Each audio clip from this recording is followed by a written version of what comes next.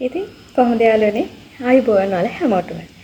ඉතින් Fine and Tasty YouTube channel එකට හැමෝම ආදරේ පිළිගන්නවා. ඉතින් ගොඩ දෙනෙක් අපිත් එක්ක එකතු වෙලා ඉන්නවා මේ වෙනකොට Fine and Tasty YouTube channel එක හරහා ඒ වගේම Fine and Tasty අපේ Facebook වීඩියෝ හරහා. ඉතින් හැමෝටම ගොඩක් ස්තුතියි අපිත් එක්ක මේ විදිහට නිරන්තරයෙන් රැඳෙනවට. ඒ වගේම තාමත් ඔයා මේ විදිහට අපිත් එක්ක එකතු වෙලා නැත්නම් subscribe කරලා එකතු වෙන්න අපිත් එක්ක දිගට. ඔයාට ඕනම කේක් නිර්මාණ ගැටලුවක් සඳහා වගේම ඕනෑම කෑම හදන දෙයක් ගැන දැනගන්න පුළුවන් අපේ Facebook වීඩියෝ හරහා එකතු වුණා වගේම channel එක හරහා එකතු වෙනකොට. අද අපි අරන් ආවේ තවත් පොඩි කරුණු ටිකක් දැනුවත් කරන්න. ඉතින් ඔයාලා ගොඩක් අය මගෙන් අහනවා අක්කේ කේක් එකක් මිල කරන්නේ කොහොමද? කේක් එකකට ගාණ කියන්නේ කොහොමද කියලා. ඇත්තට මේ දවස්වල නම් කේක් වල අමුද්‍රව්‍යත් එක්ක කේක් මිල ගොඩක් ගණන් ගිහිල්ලා තියෙනවා. ඇත්තටම ගොඩක් අය අහනවා ඔයාලගේ කේක් රත්තරන්ද ඔයාලගේ කේක් මොනවද හදන්නේ කියන දේවල් අහනවා. ඒක මට ගොඩක් අය දැනුවත් කරලා තියෙනවා. ඇයි මෙච්චර ගණන් කියලා මේ මිනිස්සු අහනවා අපි මොකද එතකොට කරන්නේ කියලා. ඉතින් ඇත්තටම කේක් එකක් සාමාන්‍ය බටර් කේක් එකක් ඒ වගේම බටර් කේක් එකක් අයිසිං කළාම රුපියල් 4500 5000 වගේ තමයි මේ දවස්වල යන ගණන්. ඒ කියන්නේ කේක් එකක් අයිසිං කරලා. අයිසිං නොකර නම් රුපියල් 1500 2000 වගේ යන ගණන් වලට මේ දවස්වල බටර් කේක් එකක් චොක්ලට් කේක් එකක් මිල ගිහින් තියෙනවා. එතකොට ඔයාලා කොහොමද මේ කේක් එකකට හරියටම මිලක් කියන්නේ? ඔයාලා ඒ කියන්නේ ඇත්තටම රත්තරන් වගේ හදනවාද එහෙම කියන ඒවා සමහර අය ඇති ගොඩාක් මිල ගණන් කියන අය. නමුත් මම හිතන්නේ නැහැ අපේ මේ ඉන්න ගොඩක් අය ඒ විදිහේ අසාධාරණ වැඩ කරනවා කියලා. ඉතින් අපි බලමු කේක් එකකට හරියටම අපි මිල කරන්නේ කොහොමද කියලා අද මේ වීඩියෝ එකෙන්. මම තවත් වීඩියෝ එකක් කේක් මිල කරන එක ගැන දාලා තියෙනවා. කොහොමද කේක් එක මිල හදාගන්නේ කියන එක අපේ Fine and Tasty YouTube channel එකේ වගේම Facebook page එකෙත් මම එකතු කරලා තියෙනවා. ඉතින් මම අද අලුත් වීඩියෝ එකක් අරන් ආවා වෙනුවෙන්ම මේ කේක් එකක් කොහොමද මිල කරන්නේ කියලා තවත් වැඩිදුර කරුණු එකතු කරලා. ඉතින් මම පොඩ්ඩක් ඉගෙන සටහනක් දාගත්තා මෙන්න මේ කරුණු මතක් කරන්න ඕනේ කියලා මම මේ දේවල් වලට කියන්නම් කොහොමද අපි කේක් එකක් මිල කරගන්නේ කියලා. ඉතින් අපි මුලින්ම බලන්න ඕනේ තව දෙයක්. තාම අපිව subscribe කරලා නැත්නම් subscribe කරලා එකතු වෙමු. අපිට තව ලක්ෂයට යන්න තියෙන්නේ 15000ක ප්‍රමාණයක් එකතු වුණොත් තමයි. ඉතින් අපි මේ ලක්ෂයට ගිහිල්ලා අපි තවත් වැඩි දෙයක් අපේ මේ channel එක හරහා කරන්නම්. ලක්ෂයට යන මේ ගමනේ අපි තවත් වැඩි දේවල් ඔයගොල්ලෝ වෙනුවෙන් ඉදිරිපත් කරගෙන යනවා. මොකද ඇත්තටම ගොඩක් අය මට පණිවිඩ වෙලා තියෙනවා. අක්කේ ඔයාගේ channel එකෙන් මම ක්ලාස් යන්න නැතුව කේක් හදන්න ඉගෙන ගත්තා. සමහර අය බැනලා එවනවා. මොකද බැනලා එවන්නේ එයාලගේ ක්ලාස් වලට අපි වගේ channel ප්‍රශ්නයක් වෙන නිසා. ඉතින් ඇත්තටම ක්ලාස් එකකට වියදම් නොකර මේ වගේ channel එකක් හරහා ඔයගොල්ලන්ට ආදායමක් හොයාගන්න පුළුවන් නම් ඇත්තටම සතුටුයි. ඇත්තටම ඒක ගැන මම සතුටු වෙනවා ඔයාලට. ස්තුතියි මාත් එක්ක මේ විදිහට 85000ක ප්‍රමාණයක් එකතු වෙලා ඉන්න එක ගැන. 85000ක ප්‍රමාණයක් මා විශ්වාස කළා තමයි මේ channel එක එක්ක එකතු වෙලා තියෙන්නේ. ඉතින් මම ඔයාලත් එක්ක දිගටම ඉන්නවා. ඔයාලගේ ඕනම කේක් ගැටලුවක් මම එවෙලෙම මට පුළුවන් විදිහට මම ඒකට රිප්ලයි කරලා දානවා. මම දන්න හැම දෙයක්ම මම ඔයාලත් එක්ක බෙදා ගන්න. ඇත්තට මම හරිම සතුටින් මේ දේ කරන්නේ මොකද මම කැමති ඔයාලා ගොඩාක් අය ඉන්නේ ඈත පැතිවල. එතකොට ඒ වගේ අයට ගොඩාක් දේවල් මගහැරෙන්න පුළුවන් කේක් නිර්මාණ සම්බන්ධයෙන්. ඉතින් අපි දන්න කරුණු අපිට අලුතින් අප්ඩේට් එකක් එන කරුණු මම වීඩියෝස් වලින් ඔයාලත් එක්ක බෙදා ගන්නවා. ඉතින් එහෙම බෙදාගත්තාම ඔයාලගේ කේක් නිර්මාණ කලාවට ඊටාම ප්‍රයෝජනවත් කියන එක මම දන්න නිසා තමයි මම මේ කරුණු ඔයාලත් එක්ක එකතු කරගන්නේ. ඉතින් බණින අයට කියන්නේ සමා වෙන්න ඕනේ. මොකද අපේ channel එක හරහා ගොඩක් ලොකු ප්‍රමාණයක් 85000ක ප්‍රමාණයක් කේක් නිර්මාණයේ යෙදෙනවා. ඒ වගේම එක එක රෙසිපි වර්ග අපි දාලා තියෙනවා. ඒ රෙසිපිත් බලලා ඒ දේවල් අත්හදා බලලා තියෙනවා. ඉතින් අපිට ගොඩක් හොඳ කමෙන්ට් තමයි එන්නේ. එයාලගෙන් දිනු වෙච්ච හැටි, එයාලා කොහොමද මේ කේක් ගමන ගියේ හැටි කියන එක ඒ වගේ කමෙන්ට් මැසේජ් තමයි එන්නේ. බයින අය කීප දෙනා ඉන්නේ. මොකද එයාලා ක්ලාස් කරන අය ඒ සම්බන්ධ යන අය. ඉතින් අපි බලමු කොහොමද කේක් එක මිල හදාගන්නේ කියලා. ඉතින් මුලින්ම කියන්න ඕන කරුණක් තමයි අපි ගන්න අමුද්‍රව්‍ය කියන දේවල්. අපි මොනවද කේක් එකකට සාමාන්‍යයෙන් ගන්නෙ? බටර්, සීනි, බිත්තර, පාන් පිටි කියන දේවල්. පාන් පිටි හරි කේක් පිටි හරි ඔයා ගන්න කේක් පිටි වර්ගයක් හරි වෙන්න පුළුවන්. එතකොට මේ වගේ මූලික දේවල් වලට අපි යන ගාන පොඩි සටහනක් දාගන්න ඕනේ. මෙච්චර ප්‍රමාණයක් යනවා. මෙන්න මේකේ කිලෝ එකක් හදන්න, කිලෝ දෙකක්ද හදන්නේ. එහෙම නැත්නම් කොච්චර ප්‍රමාණයක්ද හදන්නේ කියන එක අනුව ඔයාලගේ කේක් එකේ මිල වෙනස් වෙනවා. එතකොට ඔයාලා දල වශයෙන් හදා ගන්න ඕනේ කේක් කිලෝ එකකට කොච්චරක් යනවද කියලා. එතකොට මොකද අපි කස්ටමර් කෙනෙක්ට කියන්නේ කිලෝ එකකට රුපියල් 3000ද 4000ද 5000ද ඒ ගාන අපි කියන්නේ කිලෝ එකේ ගාන. එතකොට කිලෝ එකේ ගාන කිව්වහම ඔයාලට පුළුවන් කිලෝ 1 කිලෝ 2 කිලෝ 2 යනකොට මෙච්චරක් යනවා. බඩු ප්‍රමාණය මෙච්චරක් යනවා. අපේ මහන්සිය මෙච්චරයි කියන දේවල් අපිට අදාළව එකතු කරගන්න පුළුවන්. ඒ නිසා කිලෝ එකේ ප්‍රමාණවල දල වශයෙන් හදාගෙන තියාගන්න. ඒ දල වශයෙන් හදාගන්න විදිහ මම මේ කෙටියෙන් විස්තර කරගෙන යන්න. මූලික කරුණ වෙන්නේ අමුද්‍රව්‍ය වලට යන වියදම. එතකොට අපි කිලෝ එකක කේක් එකක් හදනවා නම් බටර් 250යි, සීනි 250යි, පාන් පිටි 250යි, බිත්තර 4ක් හෝ 5ක් 250ක බර හිටින විදිහට. ඒ වගේම බේකින් පවුඩර් යනවා. ඒ වගේම අපිට වැනිලා යනවා. රස ගන්න අපි කිරි එකතු කරනවා. ඒ වගේ දේවල් වලට අපිට පොඩි වියදමක් හරි යනවා. එතකොට අපි මේ දේවල් මේ කේක් එකේ වියදමට එකතු කරන්න ඕනේ. ඊළඟට අපි කේක් එක අයිසිං කරනවා නම් අපි යන අයිසිං ප්‍රමාණය, එතකොට ඒවට එකතු කරන කලරින්, එතකොට අපි ඒවට මොන හරි ෆ්ලේවර්ස් එකතු කරනවා නම් ඒ දේවල්, එතකොට අපි අතිරේකව එකතු කරන නිර්මාණ කර්ම මොනවා හරි තියෙනවා නම් ඒවට අපි මේ පොඩි ගාණක් ඇඩ් කරන්න ඕනේ යන ප්‍රමාණයත් එක්ක. ඊළඟට අපි විශේෂයෙන්ම බලන්න ඕන දෙයක් තමයි පැකේජින් වියදම. පැකේජින් වියදම කියන්නේ අපි සාමාන්‍යයෙන් කේක් එකක් හැදුවාම නිකන් shopping bag එකක දාලා දෙන්නේ නෑනේ නේද? අපි ලස්සන්ට එක ඔතලා පිරිසිදුව පිළිවෙලට තමයි ඒක දෙන්නේ. එතකොට ඔයා මොකක් හරි ටැග් එකක් දාලා දෙනවා නම් ඔයාගේ බිස්නස් එකේ නමින්, එතකොට ඒකට වියදමක් යනවා. ඔයාගේ බොක්ස් එකකට වියදමක් යනවා. එතකොට ඒකට දාන මොනවා හරි කේක් බෝඩ් එක, කේක් එක තියෙන බෝඩ් එක, ඒ බෝඩ් එකට වියදම යනවා. එතකොට බොක්ස් එක දාලා අපි ලස්සනට අර රිබන් එකක් ගැට ගන්නවානේ. ඒ රිබන් එකට වියදමක් යනවා. අපි යන්නේ මේ දේවල් අමතක කරන කරුණු. ඒ නිසා අපි මේ දේවලු අපේ මේ කේක් එකේ මිලට එකතු කරන්න ඕනේ. ඒ වගේම තමයි අනිකුත් වියදම්. මේ මූලික වියදම් වලට අමතරව තවත් පොඩි වියදම් ටිකක් යනවා. මොනවද කියලා අපි බලමු. දැන් ඔයා කේක් එකක් බේක් කරන්නේ ගෑස් එකේ. එහෙම නැත්නම් ගෑස් අවන් තියෙන සමහර අයගේ ගෑස් එකේ වෙන්න පුළුවන්. ඒකට ගෑස් එකට පොඩි වියදමක් යනවා. ඒ වගේම කරන්ට් එකේ බේක් කරනවා නම් අපි කරන්ට් එකට පොඩි ගාණක් ඇඩ් කරන්න ඕනේ. මොකද දැන් කරන්ට් බිලත් වැඩි වෙලා නිසා අපේ කේක් බේකර්ස්ලට ලොකු ප්‍රශ්නයක් තියෙනවා. හැබැයි සමහර ගවල සෝලර් සිස්ටම් තියෙනවා නම් එයාලට නම් පොඩි වාසියක් ගන්න පුළුවන්. හරි. ඉතින් ඊළඟට ඒ වගේ අපි බේක් කරන්න ගන්න, එතකොට බීට් කරන්න ගන්න විදුලියට පොඩි ගාණක් එකතු කරන්න ඕනේ. ඊළඟට අපි තව ගොඩක් අය අමතක කරන දෙයක් තමයි ප්‍රවාහන ගාස්තු. ඔයාලා කේක් එකක් හදනකොට අපි එවලේවලේ බඩු ගේන්නේ නැහැ. ගොඩක් වෙලාවට සාමාන්‍යයෙන් කේක් බිස්නස් එකක් කරන කෙනෙක් ගන්නවා අපි තොග වශයෙන් තමයි බඩු ගන්න. ඒක තමයි අපිට වාසිම විදිහ. මොකද අපි තනියෙන් කේක් එකකට බඩු ගන්න ගියොත් අපිට ඒකට විශාල පිටිපැයක් දරන්න වෙනවා. ඒ නිසා අපි සාමාන්‍යයෙන් කේක් 10කට කේක් 5කට වගේ හදන්න පුළුවන් ප්‍රමාණ වලට අපි තොග වශයෙන් තමයි මිලදී ගන්න. ගොඩක් අය කිලෝ 1, කිලෝ 2, කිලෝ 5 ඒ වගේ අමුද්‍රව්‍ය මිලදී ගන්නවා. ඉතින් ඒවා ඔක්කොටම යන වියදම සාමාන්‍යයෙන් එක ප්‍රවාහන වියදමයිනේ. අපි කේක් එකෙන් කේක් එකට බඩු එකතු කරනවා කියලා මේ බඩු ගේනවා කියලා අපි ඒ ගාණ එකතු කරන්නේ නැහනේ. ඒ නිසා අපි ප්‍රවාහන වියදමට පොඩි ගාණක් එකතු කරන්න ඕනේ කේක් වලට. ඊළඟට වැදගත්ම දේ තමයි අපි කේක් එකක් හදන්න යන ශ්‍රමය. ඒ වගේම අපිට යන කාලය. අපි ඒකට වටිනාකම අනිවාර්යයෙන්ම දෙන්න ඕනේ. මොකද කේක් එකක බඩු තිබ්බයි කියලා කේක් එකේ බඩු වල වියදම ඇඩ් කළා කියලා අපිට ලස්සන කේක් නිර්මාණයක් ගන්න බෑ. ඇත්තටම අපි ඒකට ගොඩක් මහන්සි වෙනවා. කේක් හදන ඕනම කෙනෙක් දන්නවා අපි ඒකට කන කට්ට. හරිද? ඒ මොකද අපි ඒ දේවල් හදන්න ඕනේ. ඒ දේවල් පොඩ්ඩක් හරි එහෙම වුණත් අපේ මනස පොඩ්ඩක් හරි අවුල් වුණොත් අපේ කේක් නිර්මාණය පොඩ්ඩක් හරි වර්ධින්න පුළුවන්.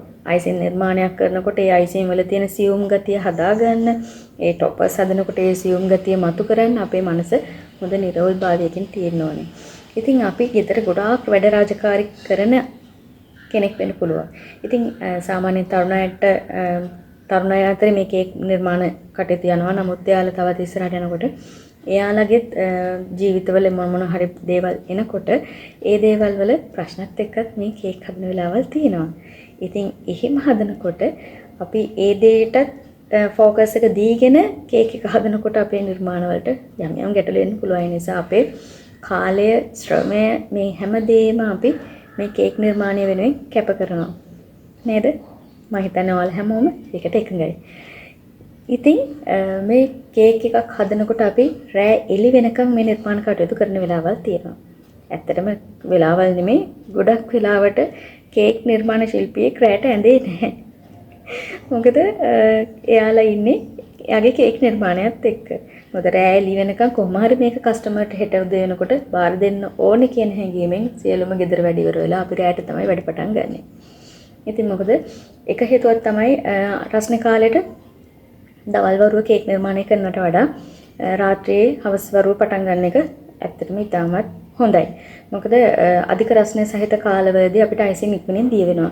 නමුත් රස්නේ අඩු වෙන කාල සීමාවදී කියන්නේ හවස 4න් 5න් පස්සේ වගේ ඉඳන් අපි වැඩ පටන් ගන්නකොට අපිට රස්නේ අඩු නිසා අපි ඒ වෙලාවට ගොඩක් අය කේක් නිර්මාණවල යෙදෙනවා. මොකද රස්නේ අඩු නිසා කේක් නිර්මාණය දිය වෙන ප්‍රවණතාවය අඩුයි. ඉතින් ඒ කාලේදී අපි නිර්මාණ කටයුතු සැනසෙල්ලේ යහපත් පරිසරයක, නිශ්ශබ්ද පරිසරයක අපිට මේ දේවල් කරගන්න පුළුවන්. ඒ වගේම අපිට නිදහස් නිසා අපි රාත්‍රී කාලයේදී ඒ කේක් නිර්මාණවල එළි වෙනකන් අපේ නිින්ද කැප කරලා අපි වැඩ කටයුතු කරනවා. ඉතින් ඒ වගේ ඔයාගේ නිින්ද කැප වෙනවා, ඔයාගේ කාලය කැප වෙනවා, ඔයාගේ ශ්‍රමය කැප වෙනවා. ඉතින් මේ හැම දෙයකම අපි පොඩි ගාණක් කේක් එක වෙනුවෙන් එකතු කරන්න ඕනේ. අපේ මේ යොදවන අපේ මහන්සිය වෙනුවෙන් අපි යම් ගාණක් කේක් එකට එකතු කරන්න ඕනේ අනිවාර්යෙන්ම. ඒ වගේම ඔයාලට පැය කීයක් මේ නිර්මාණ කටයුතු වලට ගත වෙනවද කියන එක මේ කේක් වල මිල නියම කරද්දී එකතු කරන්න ඕනේ. මොකද ඔයාගේ ඒ කියන්නේ එහෙමයි බටර් කේක් එකක් අයිසින් කරන්න, චොක්ලට් කේක් එකක් අයිසින් කරන්න අපිට පැය ගාණක් කියන්නේ නෑ ඇත්තටම. ඒ වගේ දේවල් වලට අපි අඩු වෙන්න මිලක් කියන්නේ සාමාන්‍යයෙන් ගොඩාක් වෙලාවක් කියන්නේ වෙඩින් කේක් එකක්, ඔය බර්ත්ඩේ කේක් එකක් ලොකුවට මේවා කරනකොට ඒ වගේ දේවල් වලට යම් වෙලාවක් ගත වෙනවා. ඒකට අපි ඒ වෙලාවට ගැළපෙන විදිහට අපේ කස්ටමර් ඉල්ලන විදිහට කස්ටමයිස් කේක් එකක් කරනකොට අපි යාට ගාණ කියනවා. පොඩි පොඩි වෙනස්කම් තියෙනවා මේකේ. මේ ප්‍රධාන දැන් අපි හිතමුකෝ ඔයා බටයිසින් එකක් කිලෝ එකක් 4500 කියලා. ඒකට තව දේවල් එයා ඇඩ් කරනවා නම්, කස්ටමර් ඇඩ් කරනවා නම්, ඒ ඇඩ් කරන දේවල් වලට පොඩි ගාණක් අපිට එකතු කරන්න වෙනවා අපේ මහන්සිය, කාලය, ඒ වගේම ඒවට යන වියදමත් එක්ක. ඔයාලට තේරෙනවා ඇති මං කියන එක. හරි. ඊළඟට ඔයාගේ ඒ පැය ගානට දැන් මෙහෙම හිතන්න, දැන් ඔයාලට පැයක් යනවා මේ කේක් නිර්මාණය කරන්න. එතකොට ඔයා පැයකට රුපියල් 300ක් 500ක් වගේ අතර ප්‍රමාණයක් එකතු කරනවා නම් ඔයා මේ පැය ගානට ඒක සාමාන්‍යයෙන් ඔයා සාධාරණ ගානක් එකතු කරගෙන යන්නේ. පැයක් වල රුපියල් 3000ක් වගේ වෙනවනේ. එහෙම නැතුව ඔයාට සාධාරණයි කියලා හිතන විදිහට ඔයා ගාන ඇඩ් කරන්න. ඇත්තටම කේක් වල මිල තීරණය කරන එක අපිට එහෙම නිශ්චිතව මේ ගානයි කියන එක අපිට කියා දෙන්න විදිහක් නැහැ. ඔයා තේරුම් ගන්න ඕනේ ඔයාට යන වියදම මොනවාද? ඔයාගේ කොහොමද මේ අමුද්‍රව්‍ය වල මිල ගණන් යන්නේ? ඒ දේවල් ඔයා තමයි කොස්ට් එක හදාගන්න ඕනේ. ඊළඟට අපි බලමු ලාභය ගැන. එතකොට දැන් අපි මේ කතා කළේ අපේ කේක් වලට යන වියදම් ටික ගැන. දැන් අපි බලමු මේ කේක් එකට කොහොමද ලාභයක් එකතු කරන්න කියලා. දැන් ඔයා වියදම් ටික එකතු කළාට පස්සේ ඒ වියදම දැන් අපි හිතමු කාට රුපියල් 1500ක් වගේ වියදමක් යනවා. ඒ වියදමට 30ක් 40ක් වගේ ප්‍රමාණයක් එකතු කළා ඔයාට ලාභයේ විදිහට මේකට කේක් වලට ගණන් එකතු කරන්න පුළුවන්.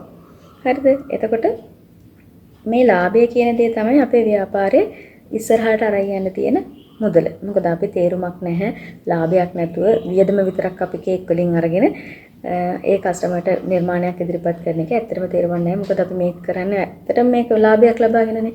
එතකොට මේ ලාභය ලබා ගන්න අපි අර වගේ 30ක 40ක ප්‍රමාණයක් අපි කේක් වලට එකතු කරන්න ඕනේ අපිට යන වියදමෙන්. එතකොට අපි මෙහෙමයි මිල හදාගන්නේ. අපේ මුළු මිල වෙන්නේ වියදම. ඒ කියන්නේ මොනවද වියදම වෙන්නේ? අමුද්‍රව්‍ය. එතකොට විදුලිය හරි ගෑස් හරි ඒ වගේම පැකේජින් වලට යන වියදම ඒ වියදම කියන කොටාසිට එකතු කරන්න ඕනේ අපි. අපේ ශ්‍රමයට යන වියදමයි අපේ ලාභයයි. එතකොට තමයි අපේ කේක් එකේ සම්පූර්ණම ගාණ එන්නේ. ඔයාට මිලක් නියම කරන්න පුළුවන් ගාණ එන්නේ. එතකොට එක දෙයක් තියෙනවා. ඒ කියන්නේ නිර්මාණයේ සංකීර්ණත්වය. මම ඉස්සෙල්ලාට කිව්වා නිර්මාණයක සංකීර්ණත්වය මත අපේ ගාණ වෙනස් වෙන්න පුළුවන්. අපි අතින් කරන නිර්මාණ අතින් තමයි කේක් එක හදන්නේ. එහෙම නෙමෙයි අපි අර කඩෙන් ගන්න ටොපර්ස් සමහර අය තියෙනවානේ. ඒ ටොපර්ස් වලට වඩා අපි අයිසින් වලින් සමහර කස්ටමර්ස්ලා කියනවා මට මේක අයිසින් වලින්ම ඕනේ. මට මේක ලස්සනට අයිසින් වලින්ම නිව කරලා දෙන්න. ඒ වගේ දේවල් වලදී අපි මේ දේවල් අයිසින් වලින් කාලයක් තිස්සේ හදන්න ඕනේ. එතකොට අපි මල් හදනවා නම් අපි ඒවා handmade මල් දානවා. සමහරු artificial මල් දානවා. සමහරු fresh මල් දානවා. ඒ දේවල් ගැන නෙමෙයි මම කියන්නේ අපි අතින් නිර්මාණය කරන ලස්සන toppers මල් ගැන. අපි ඒ වගේ විශේෂ සැරසිලි එකතු කරනවා නම් කේක් එකට ඒ සඳහා අපිට යන වියදමයි අපිට අමතරව වැය වෙන කාලයයි අපි කේක් එකට එකතු කරලා අපි අර ප්‍රමාණයට ඒ කියන්නේ මූලික වියදමට අපි එකතු කරලා ගාණක් කියන්න ඕනේ. ඒක කස්ටමයිස් කේක් වලට තමයි තියෙන්නේ. සාමාන්‍යයෙන් normal butter cake එකක් අයිසින් කරලා chocolate cake එකක් අයිසින් කරලා ඒවට නෙමෙයි අපි නිර්මාණ වැඩි වැඩියෙන් එකතු කරන නිර්මාණ ගැන මම මේ කතා කරන්නේ. ඒ වගේම අපි කේක් එකක් මිල කරනකොට තවත් දෙයක් බලන්න ඕනේ. අපේ කලාපයේ මිල ගණන් කලාපය කියන්නේ ප්‍රදේශයේ තියෙන අනිත් කේක් බේකර්ස්ලාගේ මිල ගණන්. අනිත් කේක් බේකර්ස්ලාගේ මිල ගාන සාමාන්‍යයෙන් අඩු නම් ඔයාට එතකොට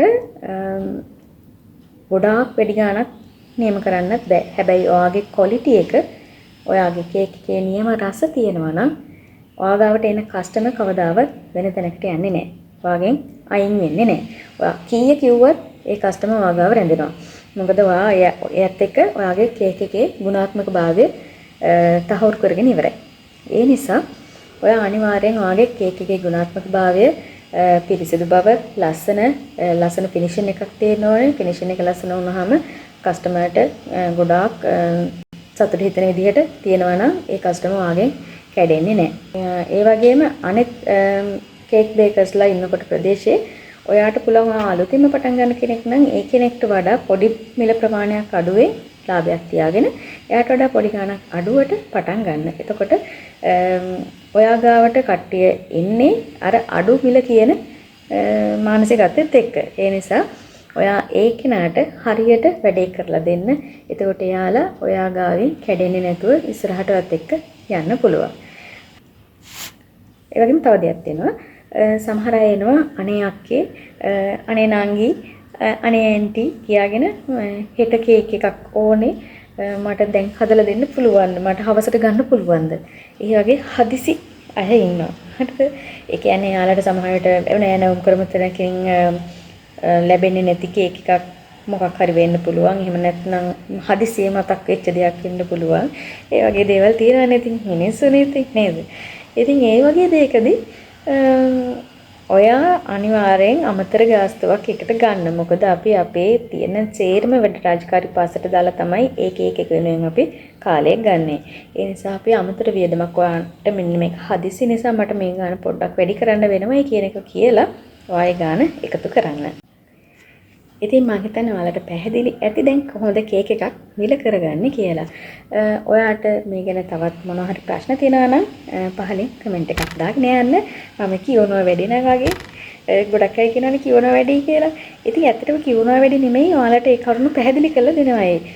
ඔයාලට කරුණු පැහැදිලි කරනකොට තමයි ඒක තේරෙන්නේ. සමහර අයට ඒක වදයක් වෙන්නේ නැති ඒවනන්න සමහර අය කියන්නේ ගොඩක් අය කියන්නේ අනේ අක්කා හොඳට ඒක පැහැදිලි කරලා විස්තර කරලා දෙනවා කියන එක.